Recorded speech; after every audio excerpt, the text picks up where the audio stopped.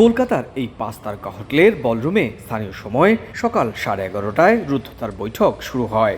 বৈঠকে 7 সদস্যের বাংলাদেশ দলের পক্ষে নেতৃত্ব দেন নদী কমিশনের বাংলাদেশ শাখার সদস্য আবুল হোসেন। বিপরীতে ভারতীয় দলেও ছিলেন 7 সদস্যের প্রতিনিধি। দুপুর 2টা পর্যন্ত 2.5 ঘন্টার বৈঠকে মূলত গঙ্গার চুক্তি সঠিক বাস্তবায়ন নবায়ন প্রসঙ্গেও আলোচনা হয়। এছাড়া চলতি মৌসুমে গঙ্গার পানি কম থাকায় বাংলাদেশ পানি কম পাচ্ছে বলেও জানানো হয়।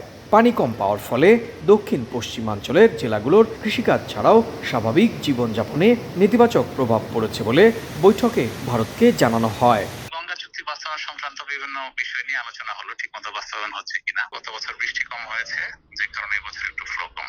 আমরা আমাদের কনসার্ন গুলো রেজ করেছি যে ফ্লো কম থাকলে আমাদের দেশে এটার অনেক নেতিবাচক প্রভাব থাকে, আমাদের ফিশারিজ এর উপরে এফেক্ট পড়ে, আমাদের সুন্দরবন ধ্বংস হয়ে যাচ্ছে। গঙ্গা চুক্তি নবায়নের জন্য একটা যৌথ কমিটি হবে। ভারত বাংলাদেশের মাঝে অভিন্ন নদীর সংখ্যা 54। প্রতিটি নদী নিয়েই রয়েছে নানা রকম সমস্যা অভিযোগও। বিশেষ করে সীমান্ত এলাকার নদীগুলোর খনন কিংবা নিরাপত্তা একটা বড় ইস্যু। আর এসব সমস্যা নিয়েই শুক্রবার যৌথ কমিশনে টেকনিক্যাল কমিটির আরও একটি বৈঠক অনুষ্ঠিত হবে। বিভিন্ন নদীর বিভিন্ন ইস্যু আছে, কোন একটা নদীতে ওনারা ড্রেজিং করতে চাচ্ছে, এটা আমরা পারমিশন দিচ্ছি না, তো সেটা আমরা আলোচনা করব।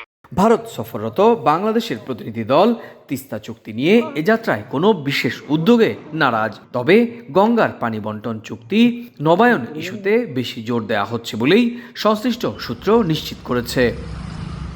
কলকাতার এই হোটেলে রুদ্ধতার বৈঠক থেকেই চূড়ান্ত হয় আগামী বছর অর্থাৎ 2026 সালের 12ই ডিসেম্বর যে গঙ্গার পানি বন্টন চুক্তি শেষ হয়ে যাবে তার আগে দুই দেশের করা যৌথ নতুন কমিটির খসড়া। বাইপাসের এই বেসরকারি হোটেলের সামনে থেকে সুব্রত আচার্য, সময় সংবাদ।